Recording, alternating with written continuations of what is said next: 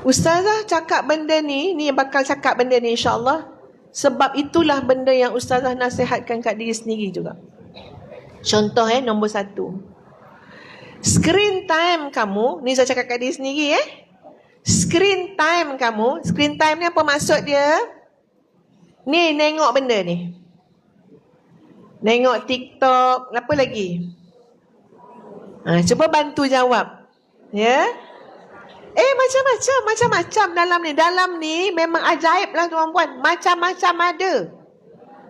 Orang kata yang tak ada mak bapak je dalam ni. Ni contoh tuan-puan Saya cakap kat diri ustazah kamu, saya kata kat diri sendiri, screen time kamu tu cuba kurangkan, banyakkan Quran time. Nak suruh tu je. Contoh. Tuan-puan ingat benda tu mudah? Kalau tak Allah mudahkan, payah. Otak kita ni dengan telefon, kita tak tahulah macam mana dan kenapa kuat sangat kaitan otak dengan telefon. Nak keluar datang Masjid An-Naim, mana telefon mak tadi? Sentiasa tercari-cari telefon. Tengok dalam beg mak ada tak telefon? Telefon. Betul tak? Subhanallah. Kita dengan telefon macam irama dengan lagu. Kena suruh saya nyanyi lagu Piramli tu. Turunlah hujan Teluk Intan sekarang. Tuan-puan, kalau kita tak bagi masa untuk Quran, Ustaz tak fikir kita ada kekuatan. Sungguh. Quran ni mukjizat kubra. Sebesar-besar mukjizat. Maaf tuan-puan, saya cakap bersungguh bukan marah, bincang. Sebesar-besar mukjizat. Mukjizat ni maksudnya adalah sesuatu yang boleh melemahkan yang lain kerana kuatnya mukjizat ni. Rasulullah sallallahu alaihi wasallam diberikan mukjizat yang paling hebat, yang paling besar, mengatasi mukjizat-mukjizat yang lain. Tuan-puan tahu antara mukjizat yang Allah berikan kepada Nabi Musa apa dia? Saya sebut kat ustazah. Tongkat Nabi Musa tu dengan izin Allah Subhanahu wa taala, bila dibaling, pada masa tu ahli-ahli sihir sangat ramai. Masing-masing tu menunjukkan kehebatan sihir masing-masing. Ustaz nak cakap pasal sihir ni pun takut nak. Ahli-ahli sihir tu menunjukkan hebat. Dia boleh datangkan ular. Tak semena-mena.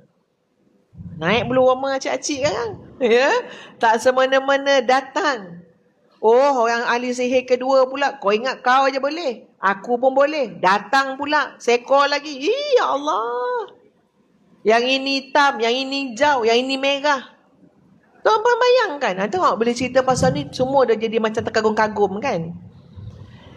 Allah bagi kepada Nabi Musa alaihissalam, tongkat tu dibalik, maka jadilah seekor.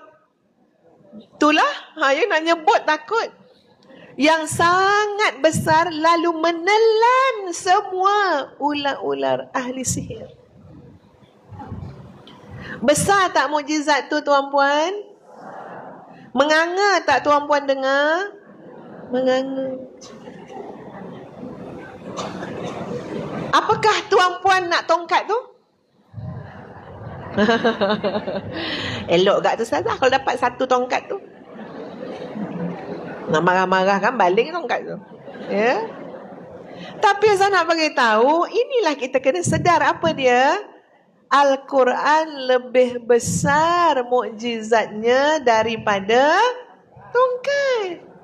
Mukjizat kubra, mukjizat yang sangat besar diberikan kepada Nabi sallallahu alaihi wasallam. Tapi kita tak nampak. Kita mungkin terlalai sekejap. Tak sedar adik kakak betapa bernilainya Al-Quran yang Allah hadiahkan kepada kita. kepada Nabi kita Muhammad sallallahu alaihi wasallam. Kita duk bercakap payah nak berubah ni. Tolonglah ustazah, doakan saya kuat. Tak tahulah ustazah nak ubat kuat apa lagi ni. Quran kan ada, Kak. Saya cakap kat dia, ustazah, adik kakak, Quran kan ada. Kamu duduk tepi tu, duduk menangis, ya? Kononnya lemah, tak kuat. Quran kan ada, kenapa tak dibaca? Kenapa tak dipelajari? Kenapa tak difahami? Adik kakak sekalian, tengok suasana semasa hari ini di kalangan para wanita, ketika mana menghadapi macam-macam ujian hidup. Saya tak nafi, hidup ni memang banyak ujian. Ada yang dikhianati, dizalimi, dikecewakan, dilukakan. Maka jadilah hati wanita-wanita, sahabat-sahabat kita ni kecewa, luka, menderita, merana, kesepian, macam-macam. Macam mana nak mengubat ni? Macam mana nak keluarkan keadaan diri kita daripada kelukaan, kekecewaan, kesedihan, ketakutan? Macam mana nak keluarkan? Akhirnya adik kakak, segelintir yang tak tahu cara nak keluar tu, tercari-cari. Jadi pergilah buatlah program-program yang tak berapa nak betul. Betul tak? Pergilah program, okey, program ini kita benarkan menjerit sekuat-kuat hati. Pergilah program macam tu. Lepaskan apa? Betul tak? Ustazah tidak menidakkan. Andai kata itu memang approach-nya, kalau tak bersalahan dengan syarak, menangislah. Menangis. Masuk satu program. Okey, sekarang kita pasang muzik, bagi sedih-sedih. Orang tak sedih jadi sedih dengan muzik tu. Betul tak? Ni saya cakap benda realiti adik kakak. Benda realiti, kita kena guna akal kita, guna iman kita berfikir. Tak sedih, dipasang muzik, jadi sedih.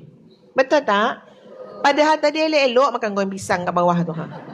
Taklah nampak sedih sangat. Tapi dah masuk bilik tu, dah dipasang lagu-lagu Kitaro tu, tak sedih dia sedih. Ya? Okey, dah sedih-sedih. Sekarang luahkan, lepaskan. Menangis, jangan tahan. Menangis, jangan tahan. Saya tidak menidakkan. Tapi tuan puan, jujur saya cakap, jauh sangat bezanya menangis macam tu dengan menangis di atas sejadah. Menangis di hadapan Allah Subhanahu wa ta'ala. Jauh sangat bezanya, jauh sangat. Yang disuruh menangis kuat-kuat menjerit tepi pantai. Nak buat tak ada masalah, pergilah. Yang paling dekat pantai apa? Paling dekat kat Teluk Intan ni. Pantai apa? Teluk Batik. Masya Allah. Jomlah kita pergi menjerit kat tepi tu. Nak buat tak ada masalah. Saya tak marah. Taklah kata bercanggah sampai haram ke tak. Pergilah jerit. Dah habis suara kan balik. Tapi adik kakak sekalian, tengok Islam ajar macam mana. Islam ajar macam mana? Mari kita rujuk surah Maryam. Tuan-puan tolong rujuk juga Kalau saya salah baca, tegur. Ya? Bismillahirrahmanirrahim. Kaf ha ya ain sad. Dzikru rahmati rabbika 'abdahu Zakaria. Mari kita ingat pada seorang hamba Allah yang bernama Zakaria. Apa berlaku pada Nabi Zakaria? Ujian Allah. Tak ada zuriat. Dah sampai tua dah. Ya. Kalau ikut-ikut dah fresh dah nak minta anak. Bukan setakat Nabi Zakaria aja dah tua, isteri ni pula mandul. Bayangkan. Akhirah mandul. Tapi dalam keadaan demikian, tengok macam mana Allah menggambarkan. Nabi Zakaria menguruskan ujian tersebut. إِذْ نَادَى رَبَّهُ نِدَاءً خَفِيًّا. Saat ketika Nabi Zakaria menyeru Allah Subhanahu wa ta'ala dengan seruan yang berbisik-bisik dengan Allah. Berbisik-bisik, bukan menjerit. Berbisik-bisik. Tension, stres macam mana pun, Nabi Zakaria rasa macam tak ada peluang nak dapat anak ni, tak ada waris dah ni, tak ada zuriat dah ni, tapi tak menjerit. Allah sebut dalam Quran. Tu saya kata Quran ni mukjizat kubra. Nak kuat, tengok Quran. Nak kuat, belajar Quran. Nak kuat, beriman dengan apa yang Quran sebut tu. إِذْ نَادَى رَبَّهُ نِدَاءً خَفِيًّا. Kamu tengok Nabi Zakaria menyeru Allah. Tapi menyeru macam mana? Khafiyya, berbisik-bisik. Sebab Allah Maha mendengar. Tak perlu menjerit-jerit. Betul tak? Berdoa pun tak boleh menjerit-jerit. Ya? Terlampau sangat stres berdoa, Ya Allah, tak payah. Ya? Itu tengah stres kat dapur. Ya Allah, kau tengoklah budak ni, makan anak kan. Ya? Degil sangat ni menunggu bapak dia. Tuan-puan, tak suruh berdoa macam tu. Berdoa semua dalam keadaan khifah, sembunyi. Tadarruan wa khifah. Rendah hati, bisik-bisik, lembut-lembut. Berdoa. Jangan diikutkan sangat perasaan.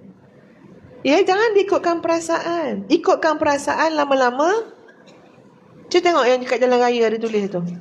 Ikut hati, mati. Ikut rasa, binasa. Tahu pun. Lepas ni jangan signboard tu letak kat tepi jalan. Letak dalam bilik. Buat satu signboard kecil. Letak sebelah katil tu. Ikut hati, mati. Ikut rasa, binasa. Nak kuat ikut Quran.